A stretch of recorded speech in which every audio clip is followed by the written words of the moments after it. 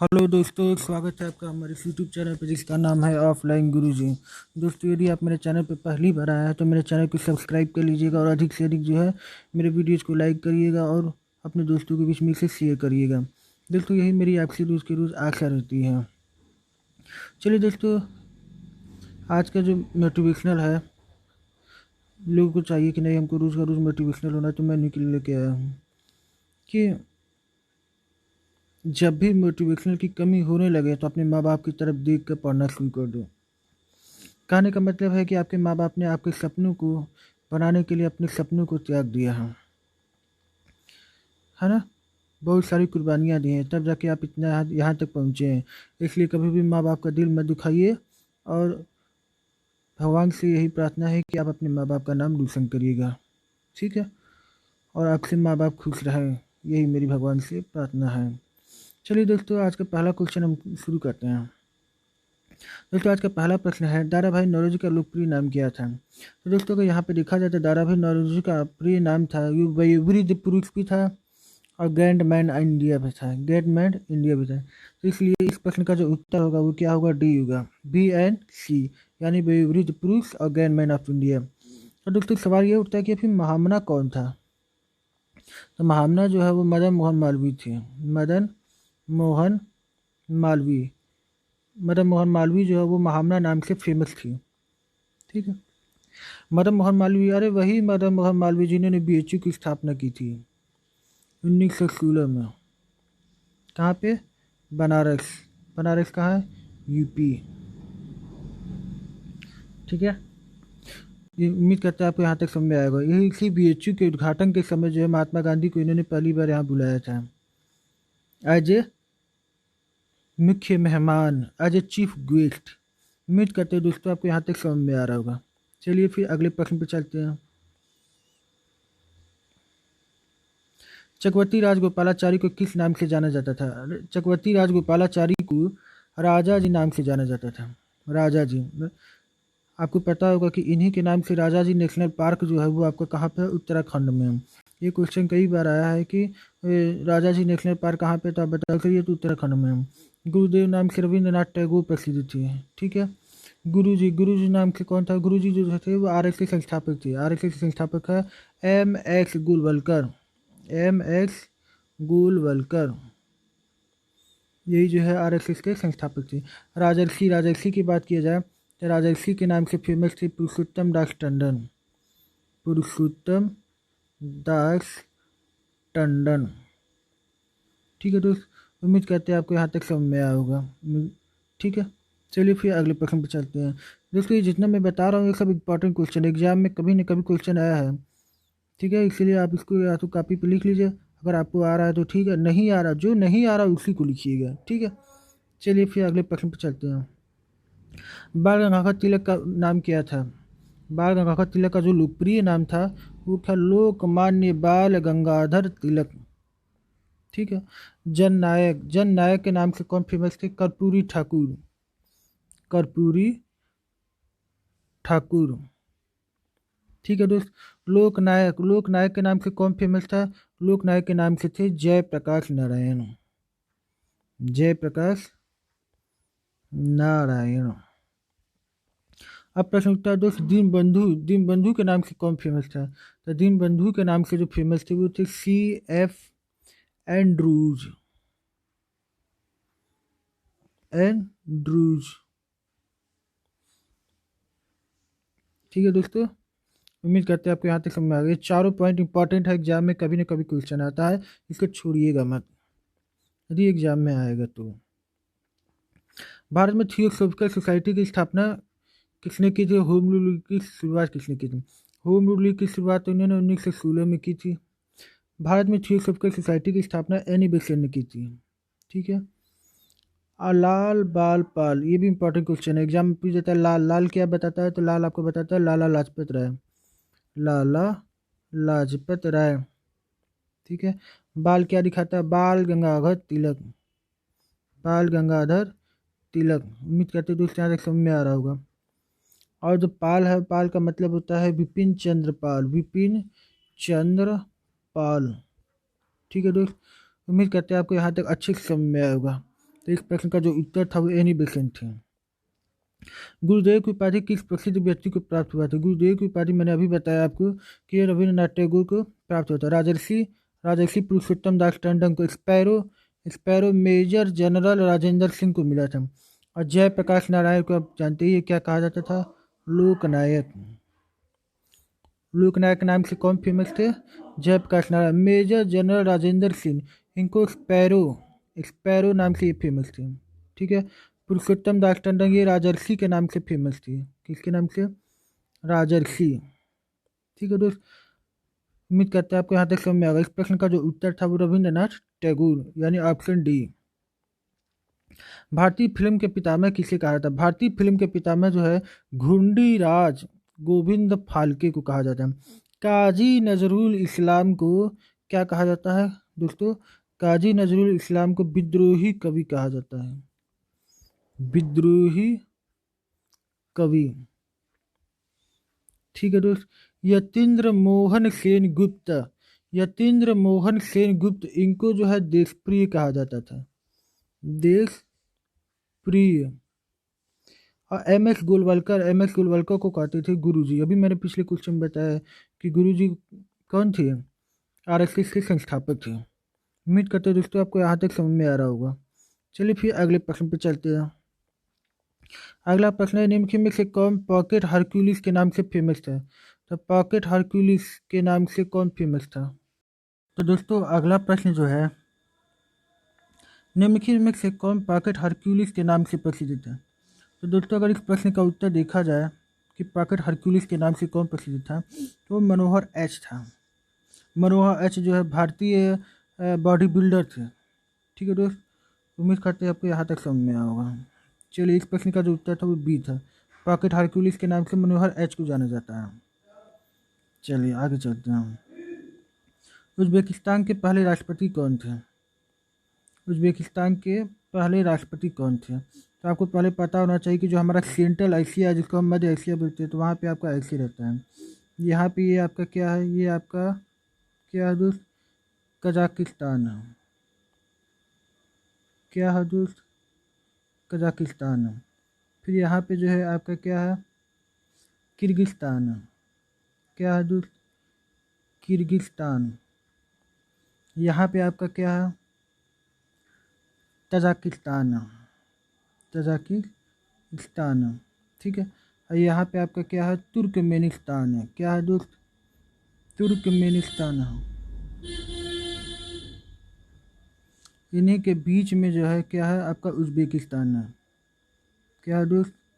Uzbekistan है बीचों बीच में। ये पांचों जो है आपका क्या आते हैं? सेंट्रल एशिया में आते हैं, मध्य एशिया में आते हैं। आप जब मैप देखोगे तो आपको वहाँ पे दिखेगा। ठीक है दोस्त। अब इन पांचों कंट्री की खासियत क्या है? पांचों कंट्री की खासियत ये है कि ये सभी जो है land lock country. Land lock country का मतलब क्या होता है? स्थल रुद्ध देश। स्थल रुद्ध देश का मतलब क्या होता है? कोई ऐसा देश जो चारों तरफ से जो है क्या हो? ज़मीन से घिरा हो, ना कि पानी से। कोई मान लीजिए ये कंट्री है, ये जो कंट्री है, इसके चारों तरफ कहीं पानी ना हो, चारों तरफ क्या हो? केवल और केवल ज़मीन हो, केवल ज़मीन, केवल ज़मीन, केवल ज़मीन। तो ऐसी कंट्री को हम लैंड लॉक कंट्री कहते हैं। तो जो पांचों मैंने कंट्री के नाम बताए थे वो पांचों क्या है? Land lock country. एग्जाम में क्वेश्चन आता है कि निम्नलिखित में से कौन सा लैंड लॉक कंट्री का उदाहरण है, तो आप इसमें को बता देना। ठीक है दोस्त। चलिए फिर अगले प्रश्न पर चलते हैं। तो यहाँ पे जब पूछ रहा था कि उज्बेकिस्तान के पहले राष्ट्रपति कौन थे, तो उज्बेकिस्तान के पहले राष्ट्रपति का नाम था इस्लाम करीमोव। Islam Karimov. ठीक है दोस्त, ये तो समझ में आएगा। चलिए फिर अगले प्रश्न चलते हैं। समुद्रगुप्त का उपनाम क्या था? समुद्रगुप्त का उपनाम अगर देखा जाए तो उसको भारत का नेपोलियन कहा जाता था। हॉकी के जादूगर मेजर ध्यानचंद को कहा जाता है मेजर ध्यानचंद। हरियाणा हरिकेन कपिल देव। कपिल देव। कपिल देव नहीं तो 1983 में वर्ल्ड कप जिताया था, cricket world cup. Little master से किसे जाना जाता है? सुनील गावस्कर। सुनील गावस्कर। और क्या जानते हैं? मास्टर ब्लास्टर से किसे जाना जाता है? सचिन तेंदुलकर, है ना। और फिर आपसे अगर पूछे कि उड़न पड़ी से कौन जाना जाता है? उड़न पड़ी से पीटी उषा। ठीक है। ढिंग एक्सप्रेस ढिंग एक्सप्रेस से कौन जानी जाती है? हिमा दास। उम्मीद करते हैं दोस्तों यहाँ तक आपको समझ में आ गई है। क्वेश्चन दोस्तों हर एग्जाम में आता है, इसलिए इसको आप अच्छे से रट जाइए। पानी चीनी पानी घोल बना के पी जाइए इसको, क्योंकि हर एग्जाम में क्वेश्चन आएगा। चलिए अब आगे चलते हैं। रविंद्रनाथ ठाकुर का प्रसिद्ध नाम क्या था? रविंद्रनाथ ठाकुर का प्रसिद्ध नाम तो विश्व कवि और कवि गुरु, ये दोनों था। सरदार किसका नाम था? सरदार वल्लभ भाई पटेल का। बाबूजी किसका नाम था? जगजीवन राम का। जगजीवन राम। वही जगजीवन राम कौन? जो लोकसभा स्पीकर है, लोकसभा की पहली महिला स्पीकर मीरा कुमार। मीरा कुमार के पापा का नाम था, इनके पिताजी का नाम था जगजीवन राम। ठीक है दोस्त, लोकसभा की पहली महिला स्पीकर कौन थी? मीरा कुमार। उन्हीं के पिताजी का नाम था जगजीवन राम। अब दोस्तों सवाल आता है कि सरदार की उपाधि सरदार वल्लभ भाई पटेल को किसने दिया था? तो आप बताओगे सर कि यह जो दिया था वो बारदोली की महिलाएं दी थी। बारदोली की महिलाओं ने दिया था। सरदार की उपाधि किसको दिया था? सरदार वल्लभ भाई पटेल को दिया था। उम्मीद करते हैं आपको दोस्तों यहाँ तक समझ में आ रहा होगा। चलिए दोस्त फिर अगले प्रश्न पर चलते हैं। Red cross. दोस्तों जब मैं एनटीपीसी का एग्जाम दे रहा था तो उसमें ये प्रश्न आया था, रेड क्रॉस की स्थापना किसने की? तो मैंने भी सही मारा था, हेनरी डुनेंट। ठीक है दोस्त, उम्मीद करते हैं आपको यहाँ तक समझ में आ रहा होगा। चलिए फिर अगले प्रश्न पर चलते हैं। इस प्रश्न का उत्तर था वो सी था, रेड क्रॉस की स्थापना हेनरी डुनेंट ने की थी। पीटी उषा को किस उपनाम से जाना जाता है? अभी मैंने पिछले प्रश्न में बता दिया है कि पीटी उषा को उड़म पड़ी के नाम से जाना जाता है। स्वर कोकिला, स्वर कोकिला के नाम से किसे जाना जाता है? लता मंगेशकर। लता मंगेशकर, है ना। और भारत कोकिला के नाम से किसे जाना जाता था? भारत कोकिला के नाम से सरोजनी नायडू। सरोजनी नायडू। और सरोजनी नायडू ये कौन थी? ये भारत की पहली महिला राज्यपाल थी, किसी भी राज्य की पहली महिला राज्यपाल थी भारत की। और उत्तर प्रदेश की भी क्या थी? ये पहली महिला राज्यपाल थी। ठीक है दोस्त। माता बसंत, माता बसंत कौन थी? Annie Besant. Annie Besant. ठीक है दोस्त, उम्मीद करते हैं आपको यहाँ तक समझ में आएगा। चलिए फिर अगले प्रश्न पर चलते हैं। दोस्तों सबसे पहले मैं आपसे कहना चाहूँगा दोस्तों, यदि आप मेरे चैनल पर पहली बार आए हैं तो अभी भी देर नहीं हुआ है, मेरे चैनल को सब्सक्राइब कर लीजिएगा और मेरे वीडियोज़ को अधिक से अधिक लाइक कर दीजिएगा और अधिक से अधिक दोस्तों के बीच में शेयर कर दीजिएगा। दोस्तों हमारे माँ बाप ने भी मुझसे कोई आशा रखी होगी, ठीक है दोस्त, तो इसलिए मैं आपसे यही छोटी सी उम्मीद करूँगा कि आप मेरे को सपोर्ट करेंगे ताकि मैं भी अपने माँ बाप को कुछ चेहरा दिखा सकूँ। ठीक है दोस्त, चलिए फिर अगले प्रश्न चलिए। मदर टेरेसा का हृदय कैसा था? मदर टेरेसा का हृदय जो था वो निर्मल हृदय था, ना कि कठोर हृदय, कोमल हृदय, दयालु हृदय। मदर टेरेसा का जो हृदय था वो निर्मल हृदय के नाम से फेमस था। ठीक है दोस्त, चलिए फिर अगले प्रश्न पर चलते हैं। 1 किलोबाइट में कितने बाइट होते हैं? दोस्त अगर 1 किलोबाइट की बात की जाए तो 1 किलोबाइट, देखिए सबसे पहले एग्जाम में क्वेश्चन आता है कि एक बाइट में कितने बीट होते हैं? तो आप बताओ सर ये तो 8 बीट होते हैं। फिर पूछा जाए 1 किलोबाइट में कितने बाइट होते हैं? तो आप बताओ सर 1024 बाइट होते हैं। ठीक है, 1 MB में कितना होता है? तो आप बताओ सर 1024 किलोबाइट होता है। फिर आपसे पूछा जाए ना 1 GB में बताओ, तो आप बताओ नहीं सर 1024 MB होता है। आपसे पूछा जाए ना 1 TB बताओ, 1 TB में 1024 GB होता है। उम्मीद करते हैं दोस्तों आपको यहाँ तक समझ में आ रहा होगा, अच्छे समझ में आ रहा होगा। ठीक है दोस्तों, यदि आपको कोई प्रश्न ना समझ में आए तो आप हमको कमेंट करके बता दीजिएगा, मैं उस प्रश्न को अगले वीडियो में अच्छे से क्लियर करके आपको बता दूंगा। ठीक है दोस्त, चलिए फिर अगले प्रश्न पर चलते हैं। माउंट एवरेस्ट की शिखर तक पहुंचने वाली पहली महिला और हर महाद्वीप के सर्वोच्च शिखर पर चढ़ने वाली पहली महिला कौन थी? तो इस प्रश्न का उत्तर जो है दोस्त जंको टोबई है। ठीक है, बछेंद्री पाल के बारे में क्या जानते हैं? भारत की पहली महिला जो माउंट एवरेस्ट पे चढ़ाई की थी। संतोष यादव, संतोष यादव भारत की पहली महिला जिसने जो है माउंट एवरेस्ट पे लगातार 2 बार चढ़ाई की थी। ठीक है दोस्त, उम्मीद करते हैं आपको यहाँ तक समझ में आ रहा होगा। चलिए फिर अगले प्रश्न पर चलते हैं।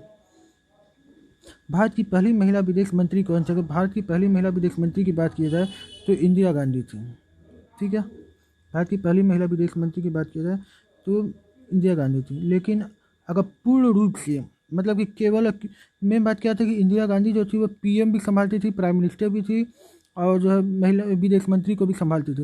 लेकिन सुषमा स्वराज जो है पूर्णतः विदेश मंत्री थी, पूर्णतः महिला विदेश मंत्री थी, क्योंकि ये केवल और केवल क्या संभालती थी? विदेश मंत्रालय संभालती थी। ठीक है, तो अगर पूछा जाए एग्जाम में कि नहीं पूर्णतः विदेश मंत्री कौन थी? तो आप बताओगे कि नहीं है तो सुषमा स्वराज थी। लेकिन इंदिरा गांधी का पूछा जाए कि पहली महिला विदेश मंत्री कौन थी, तो आप इंदिरा गांधी मान। प्रतिभा पाटिल कौन थी? भारत की पहली महिला राष्ट्रपति थी। भारत की पहली महिला राष्ट्रपति थी। इंदिरा गांधी कौन थी? भारत की पहली महिला प्रधानमंत्री थी। ठीक है। सुषमा स्वराज कौन थी? दिल्ली की पहली महिला मुख्यमंत्री थी। ठीक है दोस्त, उम्मीद करते हैं आपको यहाँ तक समझ आ रहा हो। जयललिता, जयललिता जो तमिलनाडु में एक पार्टी है जिसका नाम आया है AIADMK, इस पार्टी की वो अध्यक्ष हुआ करती थी। ठीक है दोस्त, उम्मीद करते हैं आपको यहाँ तक समझ में आया। चलिए फिर अगले प्रश्न पर चलते हैं। राजीव गांधी की हत्या कब हुई थी? राजीव गांधी की हत्या का अगर बात किया जाए तो राजीव गांधी की हत्या 1991 में हुई थी। कहाँ हुई थी? तमिलनाडु में हुई थी। कोई महिला थी, उनको माला पहना रही थी, उसी माला कहते हैं कि उसी माला में जो बम फिट हुआ था तो जो है राजीव गांधी के जो है चिथड़े उड़ गए थे ना। तो पूछा जाए राजीव गांधी की हत्या कब हुई थी तो 1991 बताइएगा। चलिए दोस्त फिर अगले प्रश्न पर। सोनिया गांधी ने किस साल भारत की नागरिकता प्राप्त की? दोस्तों सोनिया गांधी ने जो भारत की नागरिकता वो 1984 में प्राप्त की थी। ठीक है दोस्त, चलिए फिर अगले प्रश्न पर चलते हैं। वर्तमान में 2017 में भारत के उपराष्ट्रपति कौन है? तो आप बताएंगे सर ये तो वेंकैया नायडू हैं। कौन है दोस्त? वेंकैया नायडू। ठीक है। इसके पहले 2 बार के उपराष्ट्रपति थे हामिद अंसारी, पता है ना, हामिद अंसारी। अगर आपसे पूछा जाए वेंकैया नायडू कितने नंबर के उपराष्ट्रपति, तो आप बताओगे सर ये तो 13वें नंबर के हैं। तो फिर 12वें नंबर का कौन है? तो आप बताओगे सर ये तो हामिद अंसारी हैं। ठीक है दोस्त, उम्मीद करते हैं यहाँ तक आपको अच्छी समझ में आ रहा होगा। ठीक है। प्रतिभा देवी सिंह पाटिल के बारे में बता ही दिए।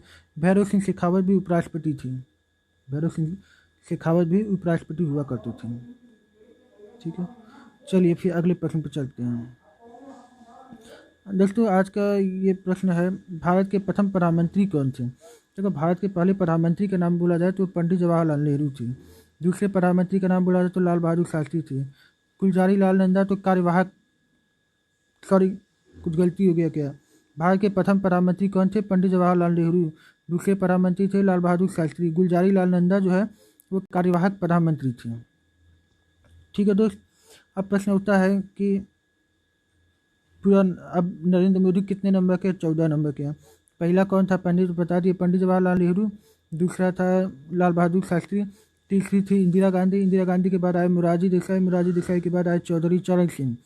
चौधरी चरण सिंह के बाद फिर से इंदिरा गांधी आई, लेकिन इंदिरा गांधी का नाम तो हम यहाँ ले चुके हैं, तो इंदिरा गांधी अब वहाँ छोड़िए। अब आ गया कौन? राजीव गांधी। राजीव गांधी के बाद PV नरसिम्हा, क्या बोलते हैं, क्या नाम था यार उनका, VP सिंह। VP सिंह के बाद क्या थे? चंद्रशेखर। चंद्रशेखर के बाद कौन थे? PV नरसिम्हा राव। PV नरसिम्हा राव के बाद कौन थे? अटल बिहारी वाजपेयी। अटल बिहारी वाजपेयी के बाद कौन थे? HD देवगौड़ा। HD देवगौड़ा के बाद कौन थे? IK गुजराल। फिर IK गुजराल के बाद फिर अटल बिहारी वाजपेयी आया, तो अटल बिहारी वाजपेयी का नाम तो यहाँ ले चुके हैं, तो अब नहीं लेंगे। अब कौन होगा? मनमोहन सिंह। मनमोहन सिंह के बाद कौन आए? नरेंद्र मोदी। नरेंद्र मोदी भारत के कितने नंबर के प्रधानमंत्री है? 14वें नंबर के प्रधानमंत्री है, अगर व्यक्तिगत रूप से देखा जाए तो। ठीक है दोस्त, उम्मीद करते हैं आपको यहाँ तक समझ में आएगा।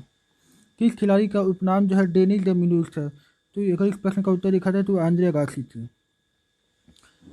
आंद्रे अगासी जो है,